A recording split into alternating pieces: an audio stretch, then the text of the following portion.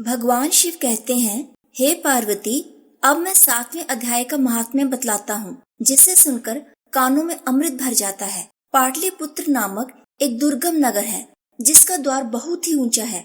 उस नगर में शंकुकरण नामक एक ब्राह्मण रहता था। उसने बहुत धन कमाया, किंतु ना तो कभी पितरों का तर्पण किया और ना ही देवताओं का पूजन।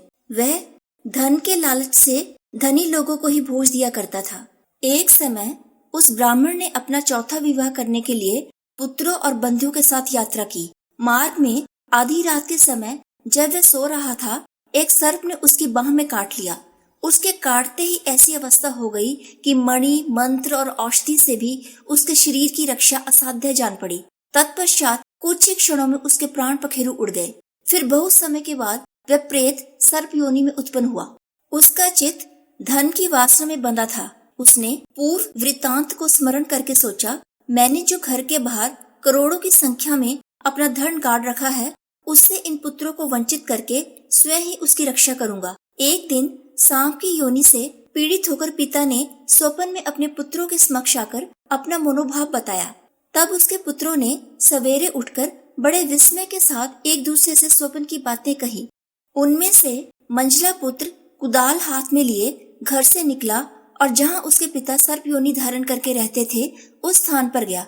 यद्यपि उसे धन के स्थान का ठीक ठीक पता नहीं था, तो भी उसने चिन्हों से उसका ठीक निश्चय कर लिया। वहां पहुंचकर बिल को खोदना आरंभ किया। तभी एक बड़ा भयानक सांप प्रकट हुआ और बोला, अरे मूर्ख, तू कौन है? किस लिए आया है? ये बिल क्यों खोद रहा है? किसने तुझे भेजा है?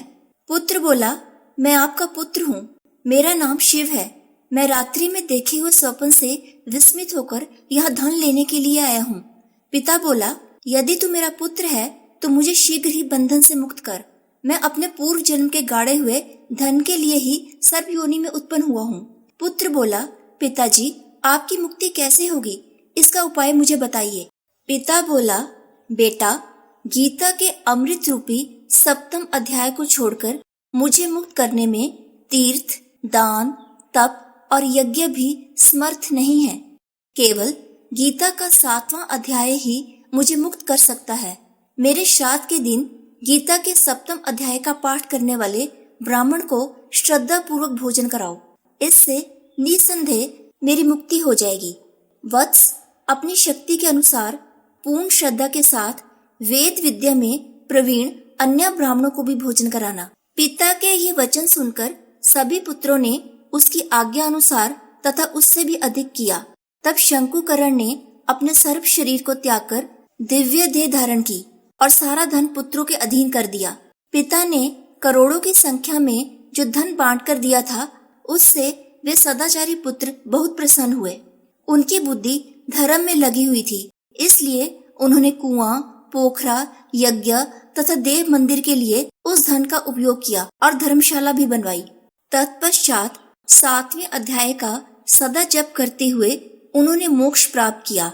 श्री महादेव जी बोले, हे पार्वती, यह तुम्हें 7वें अध्याय का महात्म्य बतलाया, जिसके श्रवण मात्र से मानव सब पापों से मुक्त हो जाता है।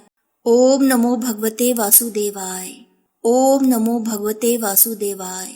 ओम नमो भगवते वासुदेवाय।